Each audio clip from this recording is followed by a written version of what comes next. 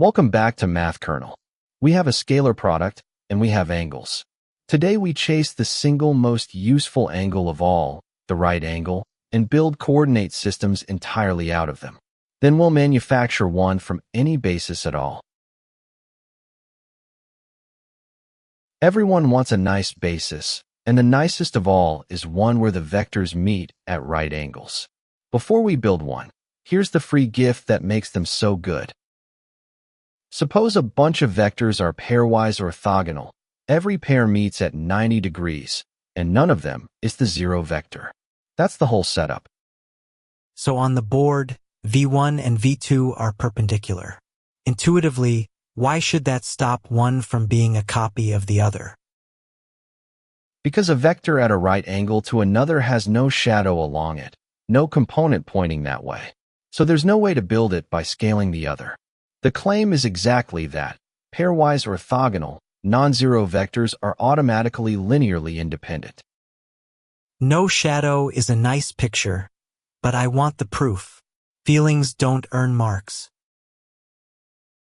Fair, and the proof is a one-liner. Suppose some combination of them is zero. Take the scalar product of that whole relation with one vector, Vj. Every cross term dies by orthogonality, and only the jth term survives, Cj times Vj with itself. And that product with itself, can it be zero and let Cj off the hook? No, and this is where positivity earns its keep again. Vj isn't the zero vector, so its product with itself is strictly positive. Divide, and Cj must be zero for every j in any dimension. So the takeaway, orthogonal plus non-zero gives independence for free. That's the lemma that makes right-angle bases exist at all. So let's define the dream basis. An orthonormal basis is a set of vectors that are pairwise orthogonal and each has length exactly 1. So it's just the standard axis cross, picked up and rotated to any angle like U1 and U2 on the board, still perpendicular, still unit length. Exactly. And that single condition is written compactly with the Kronecker delta. The product of any two is 1 if they're the same vector and 0 otherwise. Now the payoff. In an ordinary basis, finding a vector's coordinates means solving a system of equations. In an orthonormal one, each coordinate is just a scalar product, the vector dotted with that axis. That's the Fourier formula. Just a dot product per coordinate? No linear system at all? That seems too cheap. It's genuinely that cheap, and orthonormality is what buys it. Take this x. Its coordinate along U1 is the product of x and U1, which is 2. Along U2, it's -1. So x is simply 2 of U1 minus 1 of U2. No equation solved. 2 dot products, done. And the dashed lines show it. Drop x straight onto each axis, and you read the components right off. And the length comes free too. It's the square root of the sum of the squared coordinates. 2 squared plus -1 squared, which is 5. That's Parseval. In the right-angle world, Pythagoras works directly on the coordinates. So an orthonormal basis turns geometry into arithmetic. Coordinates and lengths are just scalar products. That's the whole reason we hunt for one. But bases usually don't arrive at right angles. So we manufacture them. And the entire trick is one move, the atom that everything else is built from. Keep the first vector as W1. Now take the second vector, B2, and cast its shadow onto the line through W1. That shadow is the projection, the amount of B2 that points along W1. So the dashed line is the sunlight coming straight down, and the orange arrow on the W1 axis is the shadow it casts. Precisely. Now simply subtract that shadow off.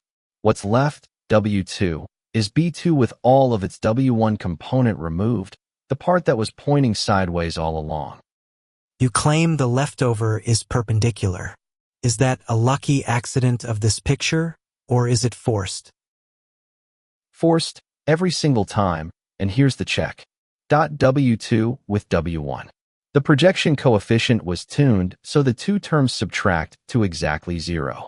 It isn't luck. The coefficient is chosen to make it 0. So after one subtraction, B2 and W1 are at a clean 90 degrees. And one last touch. Shrink W2 to length 1, and you've got the next orthonormal axis, U2.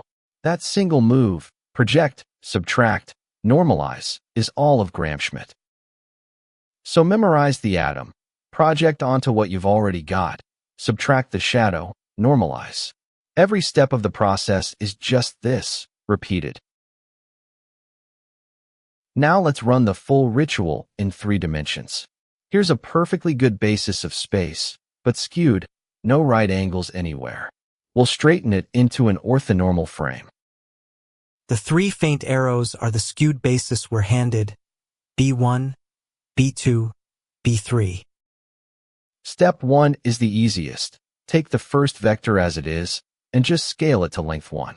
There's our first axis, U1. 1 down. But B2 isn't perpendicular to it, so what exactly do we do to it? Step 2 is the atom we just learned. Subtract from B2 its shadow along W1. Here that's 1/2 of W1, and normalize what remains. Out comes U2, at a right angle to U1. And B3 has to dodge 2 axes at once. Does the same trick stretch to that? Same idea, just 2 shadows now. Subtract the part of B3 along W1 and the part along W2. Strip both away, and the leftover points in the one direction orthogonal to both. Normalize, and there's U3. So the room now has a perfect set of right angle axes where a moment ago everything was skewed. A complete orthonormal frame. I'm rotating it so you can see all 3 axes meet at right angles from every side. But wait, did we quietly change which space we're describing? Not at all, and that's the crucial point. The span never changed. Gram-Schmidt doesn't move you to a new space. It just hands you the cleanest possible axis for the space you already had. So, same span, brand new axis. Any basis in, an orthonormal frame out, by 1 move repeated. Here's how this actually shows up on an exam. You're rarely handed a basis, you're handed a subspace, and asked for an orthonormal basis of it. Take the kernel of this 1-row matrix. All vectors whose 3 components sum to 0. Geometrically, that's a plane through the origin, tilted away from every axis, everything perpendicular to the direction 1, 1, 1. So the orange arrow is the normal, and the whole shaded sheet is the subspace we have to furnish with right angle axes. And we can't just use the standard axes, none of them lie in that tilted plane. So where does a basis even come from? The recipe is 2 moves. First, find any basis of the subspace the usual way. Here, 2 easy solutions of the equation, A1 and A2. They're skew, but they genuinely span the plane. Second, run Gram-Schmidt on them, staying entirely inside the plane. Keep A1, subtract its shadow off A2, normalize both, and out come E1 and E2. 2 unit vectors at a right angle, both lying flat in the tilted plane. And that's the deliverable. The subspace now has its own right angle coordinate system. By the Fourier formula, working inside it is suddenly effortless. So the exam move is always the same 2 steps. Any basis of the subspace, then Gram-Schmidt inside it. That's an ONB of a subspace. And once a subspace has an orthonormal basis, it gives you maybe the most useful tool in all of applied linear algebra, the best approximation. To project a vector onto the subspace, you just run the Fourier formula, but only over the subspace's own axis. Add up the shadow of x on each e, and that combination is the projection of x onto u. So x sticks up out of the plane, and its projection is where it lands when you drop it straight down. Exactly, and here's what makes it magic. The leftover, x minus its projection, is orthogonal to every single vector in the subspace. It sticks straight out of you, along the perpendicular. You keep saying it's the closest point. Prove it's closest, not just perpendicular. The two are the same fact. Any other point of view adds a sideways step to the foot of the perpendicular, and by Pythagoras, a sideways step can only lengthen the distance. The right angle drop always wins. So the perpendicular isn't just tidy, it's literally the shortest way down. Concretely, drop x equals 210 onto our plane, and its shadow is 1, 0, minus 1. The error points straight along 111, the normal direction. That one picture, project onto a subspace to find the nearest point, is the whole heart of least squares. So the projection does double duty. The perpendicular foot is both the shadow on the subspace and the closest point in it. That's best approximation. Let's gather it up. Orthogonal, non-zero vectors are independent for free. That's the lemma, and it's why right-angle bases exist at all. And an orthonormal basis is the one every calculation prefers. Coordinates and lengths are just scalar products by the Fourier and Parseval formulas. And if the basis you're handed is skew, then Schmidt manufactures a clean one by the same move over and over. Project onto what you've built, subtract the shadow, normalize, without ever changing the span. And that same projection, aimed at a subspace, is the best approximation, the closest point, sitting at the foot of the perpendicular. Next time, the grand finale of the chapter, symmetric matrices and the spectral theorem, a whole class of matrices that comes with an orthonormal basis built right in. See you there.